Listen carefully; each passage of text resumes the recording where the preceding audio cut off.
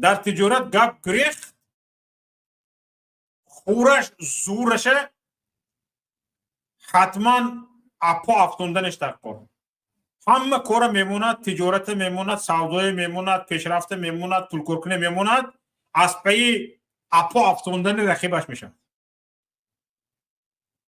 هر گپ گریخ نشد تونستی مرده که تجارت تا کشیده گیر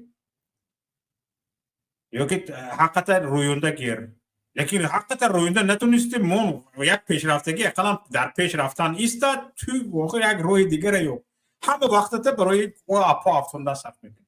بینید توجیک انمی خیلی هنر دارد توجیک خیلی نمی کند که مثلا گریم کشیده گرفتیم با روح دیگر پیش برامده ثابت نمی کند که او کار میتوند دیگر مرده رفتگیش نه